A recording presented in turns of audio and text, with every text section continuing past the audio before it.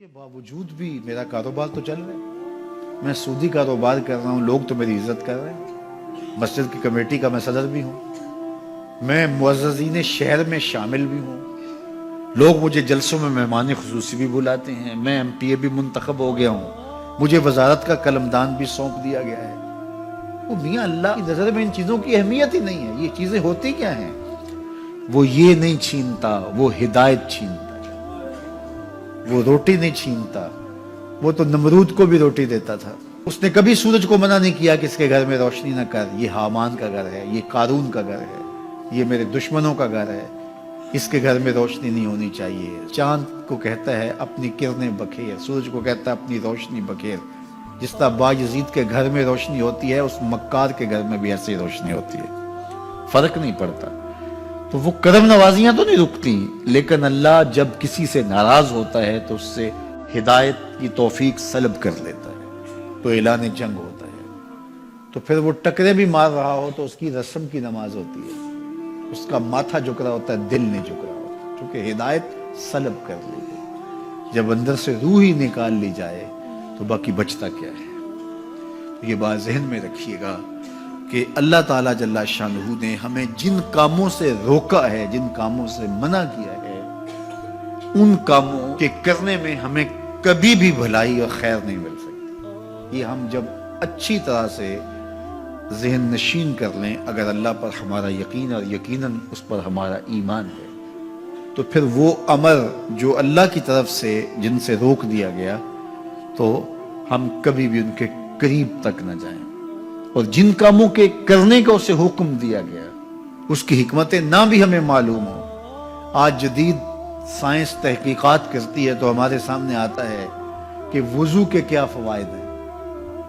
آج ہمیں لوگ بتاتے ہیں کہ جناب آپ امامہ باندھیں گے تو سن سٹروک سے بچ جائیں گے.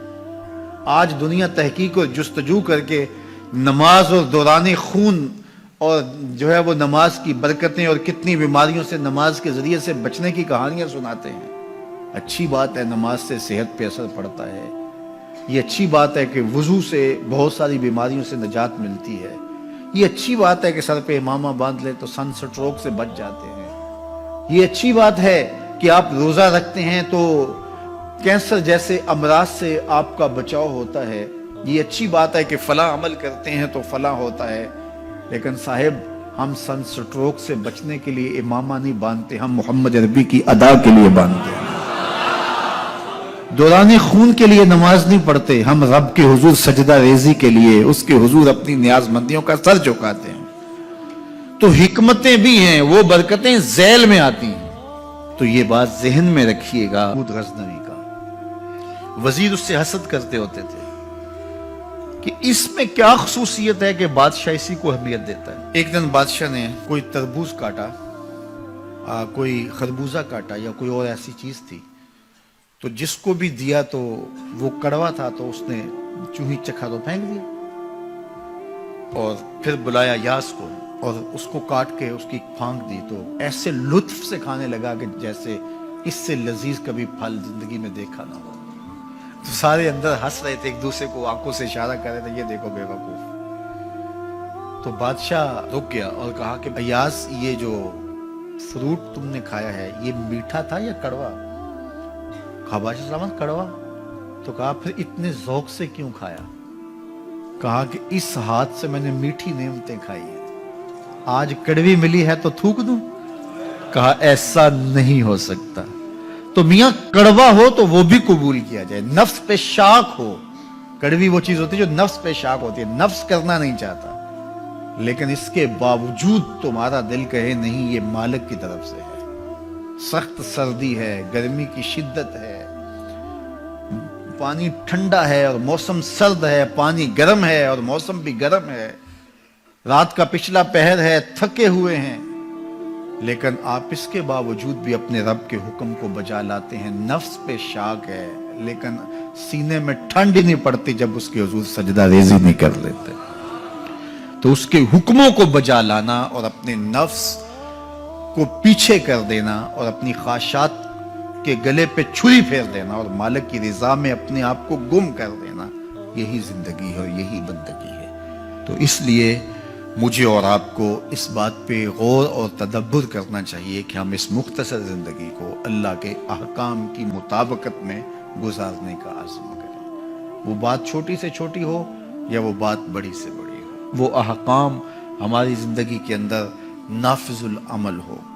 میں پھر وہ بات کہوں گا جو بار بار کہتا ہوں کہ میرے بزرگ ہم سے کہا کرتے تھے، یہ نہ ہو کہ لوگ تمہیں پوچھیں تم کون ہوتے ہو اور تمہیں بتانا پڑے کہ ہم مسلمان ہوتے ہیں۔ فرمایا کرتے تھے صاحب نہ کسی کو پوچھنا پڑے نہ تمہیں بتانا پڑے، تمہاری وضاحت، تمہارا طرز زندگی، تمہارا انداز معاشرت ایسا خوبصورت ہو، تم دور سے آ رہے ہو لوگ پہچان کے کہیں وہ دیکھو محمد عربی کا غلام آ رہا۔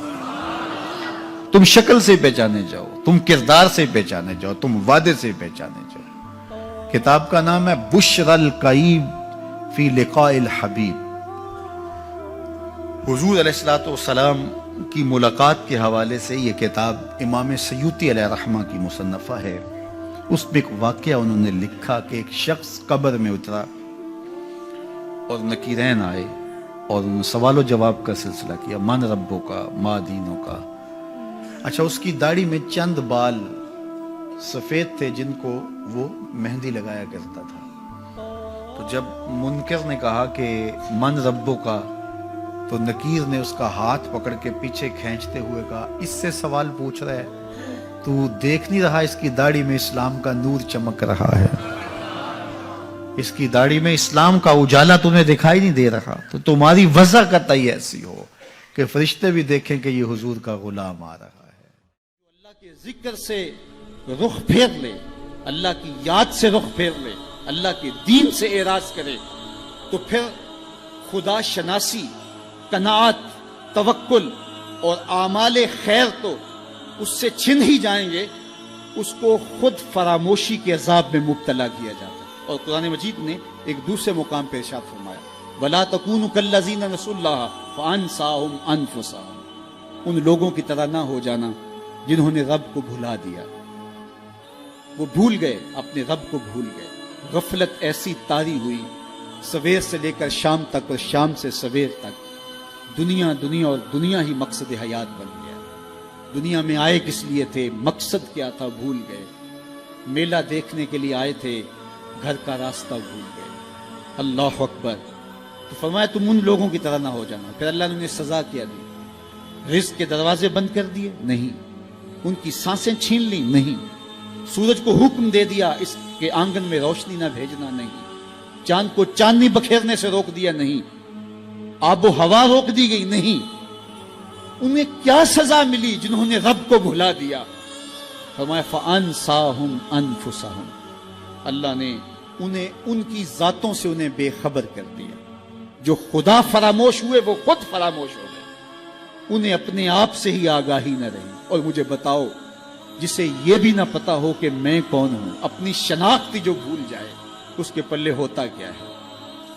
اقبال نے کہا تھا نا، اپنے من میں ڈوب کر پاجا سراغ زندگی، تو میرا نہیں بنتا تو نہ بن، اپنا تو بن۔